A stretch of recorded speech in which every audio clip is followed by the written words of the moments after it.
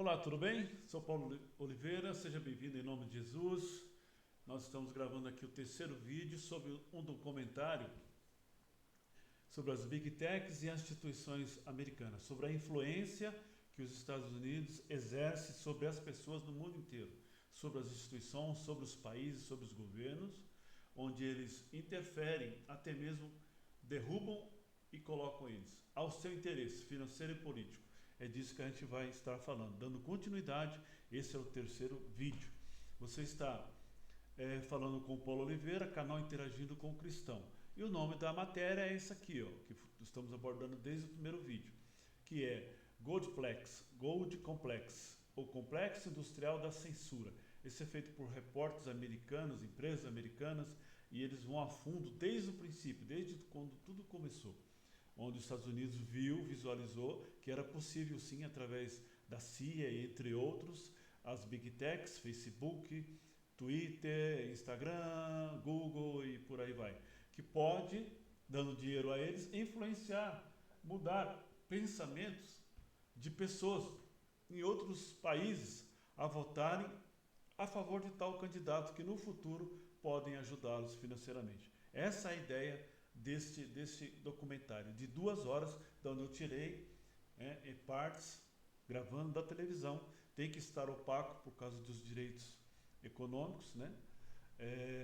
Mas dá para entender, ele é traduzido para o português quando não legendado, tá bom? Então é isso, vamos fazer a leitura aqui da Palavra de Deus, que está no livro de Apocalipse, porque tudo que eu faço, por ser cristão evangélico, tem que estar baseado na Palavra de Deus, motivo do qual é feito esse documentário, que tudo isso que nós vemos aí, nada mais é de que um governo humano, um governo satânico, certo? Que o Satanás está por trás de tudo isso aí, ele governa o mundo provisoriamente, e ele é o grande dragão, a antiga serpente. E vai culminar no momento, todas essas nações que brigam hoje por causa do comércio, vai chegar no momento que eles vão ter que se unir. E daí vai sair uma pessoa, que é a besta, 2 bestas. Uma besta e a outra besta que vai cuidar da religião, e a essa outra besta que é dado o poder a ela, para ela governar. Vai ter o poder financeiro, bélico e religioso, para governar o mundo, e aqueles que não aceitarem, né, que não colocarem o sinal da besta, que é o 666, serão perseguidos e mortos. Então vamos lá. Então no livro do Apocalipse 13 diz assim, descreve um cenário de adoração global a uma besta, um poder político, né, uma autoridade, que recebe o poder do dragão, que é Satanás, a antiga serpente, marcado pela admiração, né, do terror da terra por sua chaga mortal, que foi curada. Né? Em algum momento vão feri-la e tal, mas vai se curar e todo mundo vai né, ficar assim espantado. Né? Um segundo agente, que é o falso profeta, que é a outra besta da terra, realiza milagres como descer fogo do céu ou para enganar a humanidade. Esse seria o poder religioso, né? Uma só religião. E a força, a adoração à primeira besta. Então é isso. Tudo que você hoje vê conduz ao final de todas as coisas. Tá bom? E aí aquele que não o adorar morrerá. E aqueles que tiverem aqui presente receberão o sinal da besta, o 666, ou na mão direita ou na testa, possivelmente um chip, quem é que sabe, né? Onde ele será controlado e só vai comercializar aquele que tiver esse sinal. Amém? Então nós vamos ao vídeo, tá certo? Para você dar continuidade e compreender melhor tudo que está sendo abordado nessa matéria. E aqui tá vendo? Essa estátua, sonho de Nabucodonosor, que quem revelou foi Daniel, que Deus mostrava os reinos que viriam, né? Até os dias de hoje. Nós vivemos os dedos da estátua, ferro e barro misturado. Países fortes, tipo China, e países fracos, como o Brasil. Mas vai estar tudo misturado. Esse é o tempo que a gente está vivendo, o tempo do fim mesmo. Tá bom? Então vamos lá para o vídeo.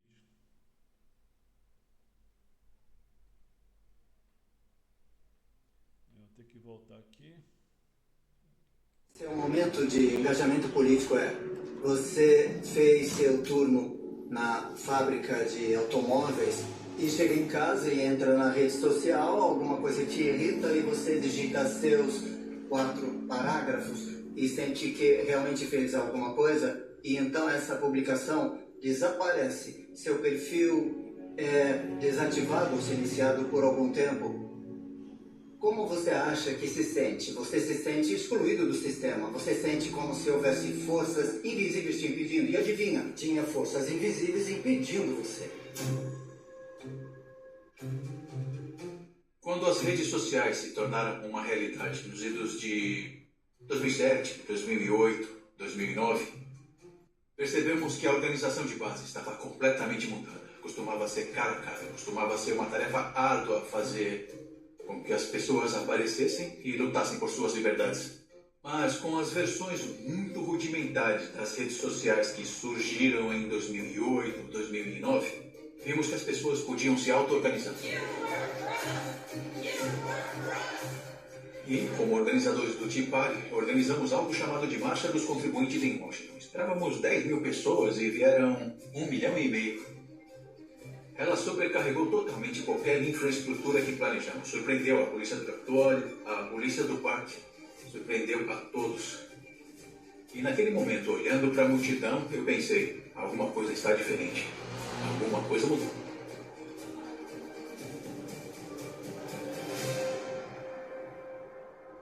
O Facebook foi lançado em 2004, o YouTube em 2005, o Twitter em 2006, o smartphone foi lançado em 2007.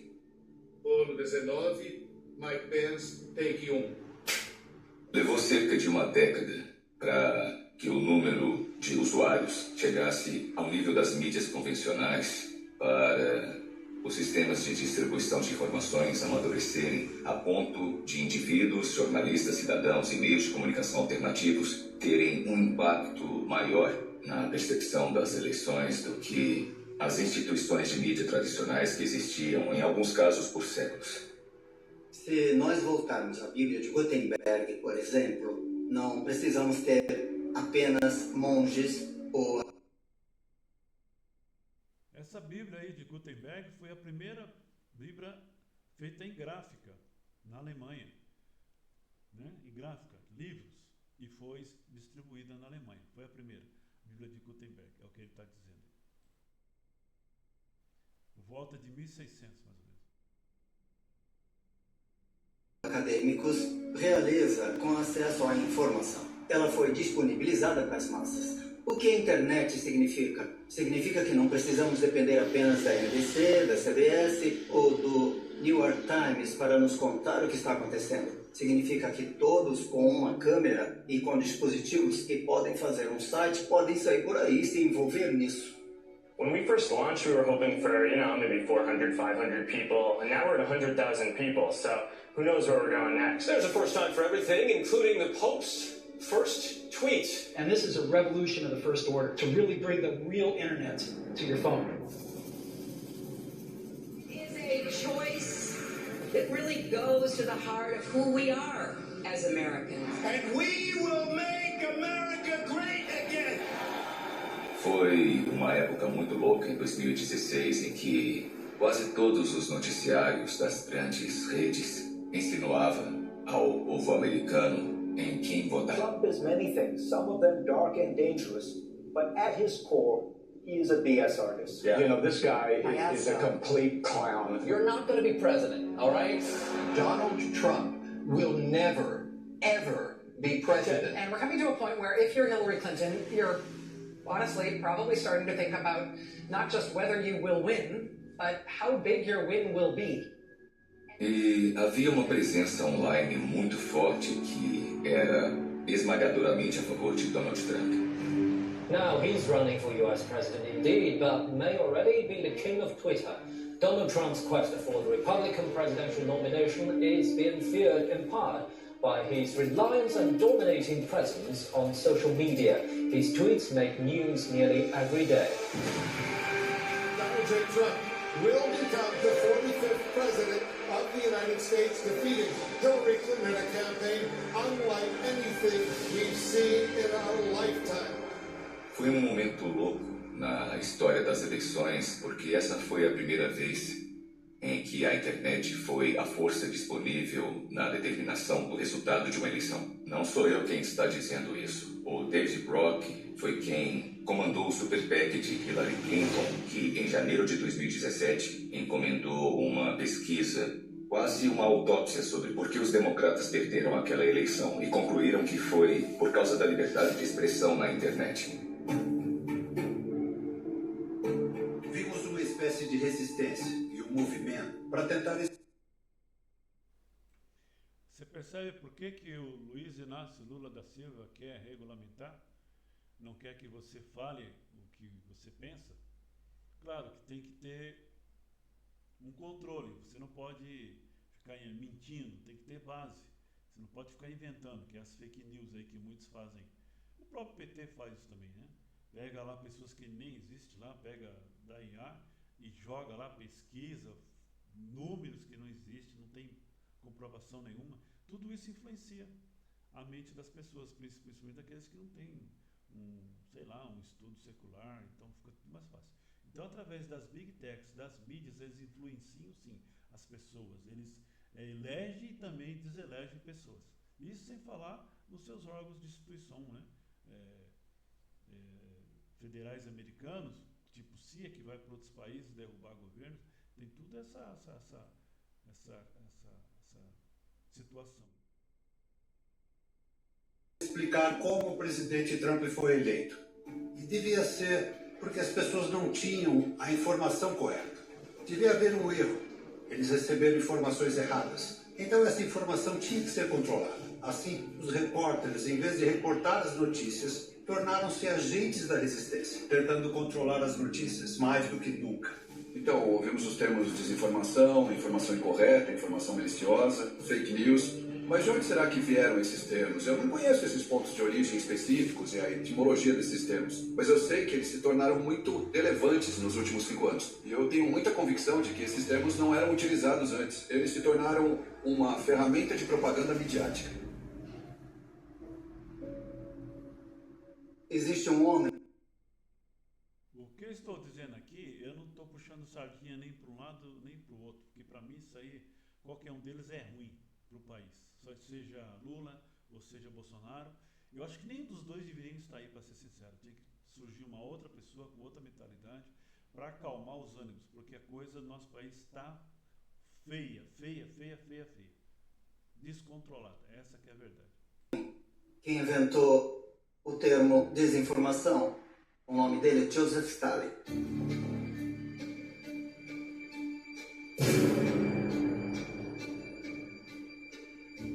A União Soviética criou a noção de desinformação, de que havia uma verdade central e que era sustentada pelo comitê executivo, por aqueles no poder do Partido Comunista. E ele incutia a verdade de cima para baixo.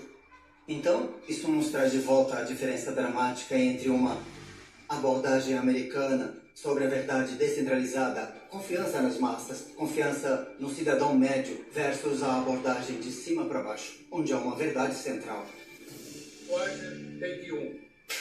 O que eu acho bastante interessante sobre a ascensão das redes sociais é a promessa de que iria descentralizar tudo. Agora todos têm voz, você não vai ter mais controle, algumas publicações são selecionadas e todo mundo vai fazer parte da praça pública. O problema é que a praça pública é dominada e controlada por algumas grandes empresas, e essas grandes empresas refletem certos valores e pontos de vista. Então, você tem essa estranha realidade onde a tecnologia acaba difundindo e criando muitas vozes. E ainda você tem o poder corporativo, que talvez queira restringir e controlar certas questões. Quando você une o poder corporativo com o governo federal, ou poderes governamentais que dizem ter uma opinião sobre quem pode dizer o que e quando, agora você tem, além disso, um segundo nível de censura. Acho que ninguém jamais imaginou que as empresas que nos deram essas comunidades e nossos amigos do Facebook, de repente teriam grandes contratos com o governo. Estariam à disposição do FBI ou um tal de Elvis Chan dizendo: ei, censura essa história, é desinformação. Mas isso acabou se tornando o modelo de negócios dessas big techs. Eles ficaram mais dependentes de contratos de governo, relações governamentais e... Tá vendo quantidade de dinheiros lá para essas Big Techs, para elas disseminarem aí no mundo afora, ou dentro dos Estados Unidos, informações, às vezes não sendo verídicas, para prejudicar A ou B, tanto lá dentro como aqui fora. Se eles querem eleger fulano, eles vão eleger fulano. Se eles querem derrubar ciclano, eles vão, através dessas empresas, destruir, difamar tal pessoa para que ela não ganhe as eleições. E embutir na cabeça das pessoas informações relevantes que venha a criar dentro dela um desejo de votar a favor de A e não votar a favor de B. É isso que acontece. Essa é a realidade. Por isso que chega nas eleições e você não entende. Mas fulano estava ganhando e agora não ganhou. É complicado o negócio, mas é a realidade. Função governamental. O que o governo federal costuma fazer é dizer que censura alguma coisa para proteger você. Não pelos nossos próprios interesses, mas para proteger você. É para o bem público, para a segurança pública. As mesmas pessoas que diziam estar nos protegendo da desinformação, na verdade, a estavam espalhando, sob a bandeira que haviam criado. Não creio que a maioria dos americanos tenha compreendido isso ainda, que esse é o resultado dessa máquina. Que essas pessoas da desinformação eram, na verdade, os criadores dela. Portanto, é muito mais enganoso no nível federal, assim como é muito mais sofisticado também. Pois o que temos que lembrar é que o aparelho governamental nos Estados Unidos foi aperfeiçoado durante a Guerra Fria e depois durante a Guerra Global contra o terror, onde a guerra de informação se tornou um componente central para se lutar nas guerras. Estamos em uma guerra pela verdade agora. Para vencer a batalha, você precisa entender o seu campo de batalha.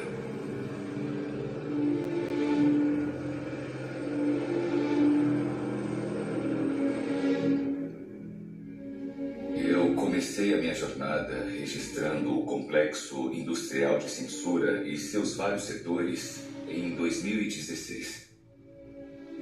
A diplomacia da liberdade de expressão era um conceito que começou nos Estados Unidos na década de 1940. Após a Segunda Guerra Mundial, uma cortina de ferro desceu sobre a Europa Central e Oriental.